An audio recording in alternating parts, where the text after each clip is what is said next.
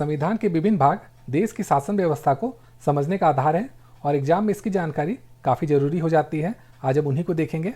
तो भारतीय संविधान का महत्वपूर्ण सवाल का पहला प्रश्न है, भारतीय संविधान का सबसे छोटा भाग कौन सा है?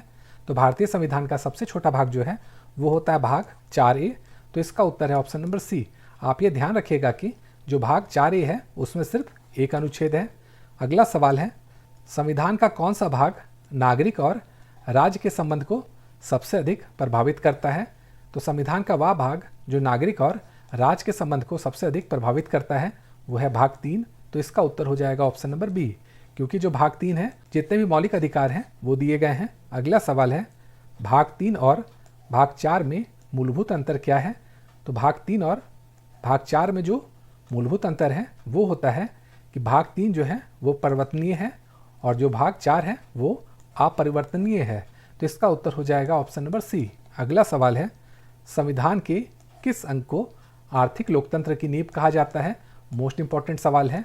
तो संविधान का वह भाग जिसे आर्थिक लोकतंत्र की नींव कहा जाता है वो है भाग 4। तो इसका उत्तर है ऑप्शन नंबर बी, क्योंकि इसमें नीति निर्देशक तत्व दिए गए हैं। अगला सवाल है, मौलिक कर्तव्यों को किस देश के संविधान से प्रेरणा लेकर जोड़ा गया?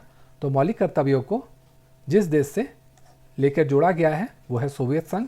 तो इसका उत्तर है ऑप्शन नंबर सी। चलिए अगला सवाल देखते हैं।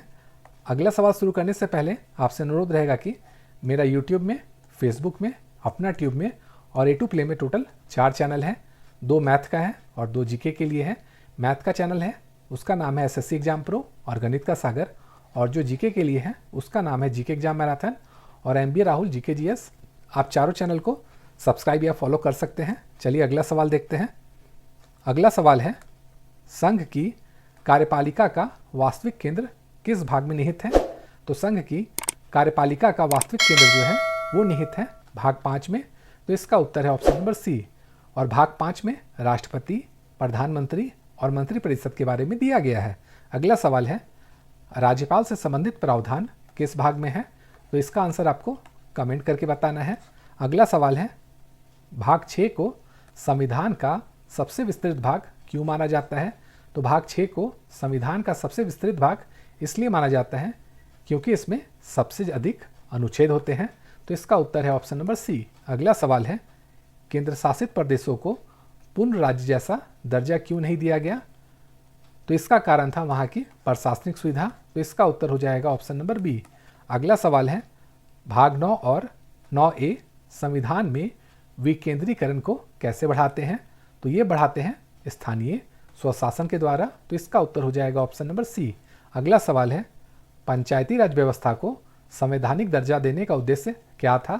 तो पंचायती राज व्यवस्था को संवैधानिक दर्जा देने का उद्देश्य था कि इसके द्वारा लोकतंत्र को जड़ तक पहुंचाना। तो इसका उत्तर हो जाएगा ऑप्शन नंबर सी। अगला सवाल है, भाग 9A के तहत नगर पालिकाओं को कौन सी शक्ति दी गई? तो भाग 9A के तहत नगर पालिकाओं को शक्ति दी गई थी स्वशासन की।